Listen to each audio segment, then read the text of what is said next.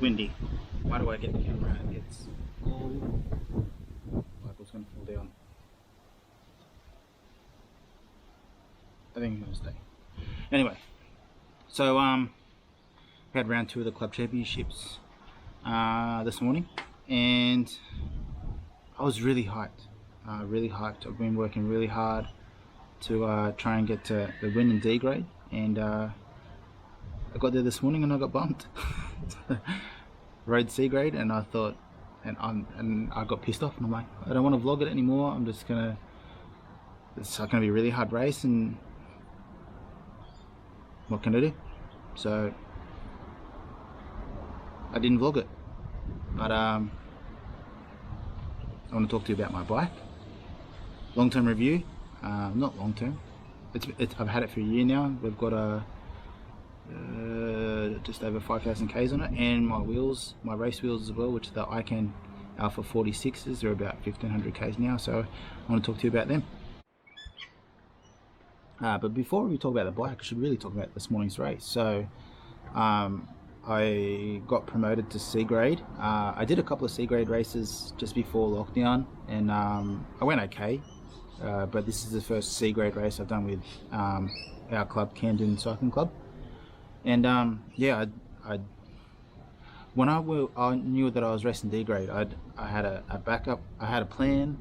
I had a backup plan, and I had a backup plan to the backup plan. So I know I can sprint. So I was gonna go early and see if I could get away. And then if that didn't work, I was gonna go with 2 laps to go and see if I could get away. And if that didn't work, then it was just sprint. Because we raced at Sydney Motorsport Park this morning, which it's a full racetrack, car racing track, and it's pretty long, it's pretty wide, it's a really cool track, and I always have fun racing there. So when I got promoted to C grade, I was really worried.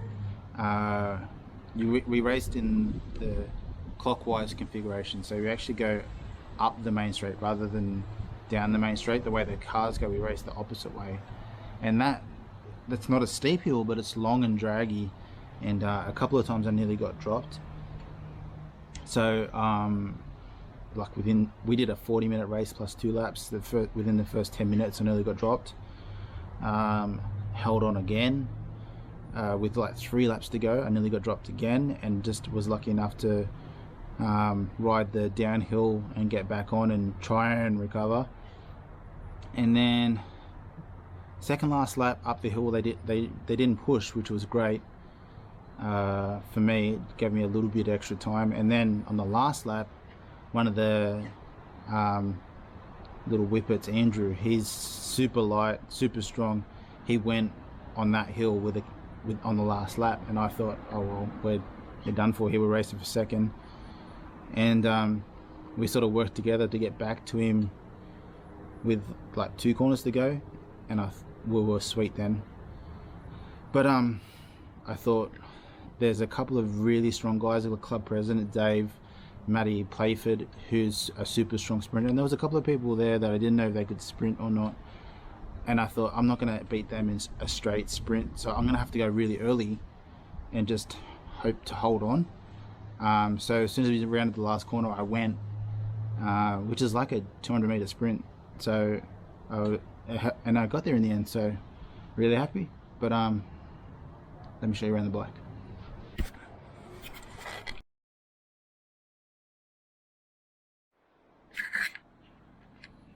Alright, so I don't want to sound cliche or say any inverted commas bike review terms, because I'm not a bike reviewer. This is just my bike, and tell you the reasons I love it. So this is the Merida Reacto 4000. It is the base model Reacto. Retail in Australian dollars is $3,200. That comes with everything you see here, except for the 3 things that I've changed are the Ican Alpha 46 wheels. That is just an eBay oversized pulley wheel with ceramic bearings in it. the Favero Asioma power pedals, which I am just running the singles, so that is left-handed power readings. And I changed this when I bought the bike. I didn't even try the original bars. This comes with a 44 centimeter bar, but I ride really narrow bars. I like being narrow, so these are a 38 Pro Vibe alloy Pursuit bars. Pursuit? I don't think it's called a Pursuit. I think I'm just making shit up.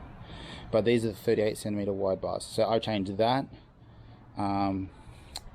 The wheels, which I use for racing, and the oversized pulley wheels, which were like $100 off eBay. In terms of the bike, my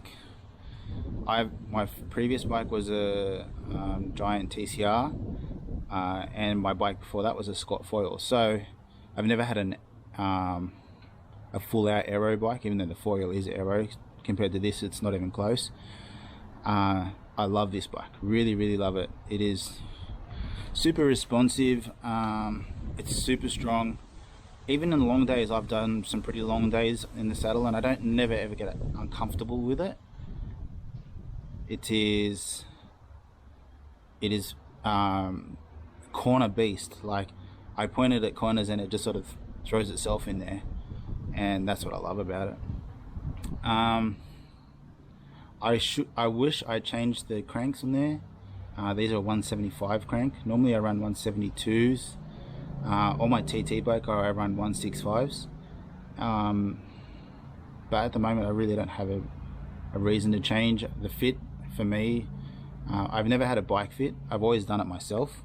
So I've sort of taken myself in an Allen key and worked.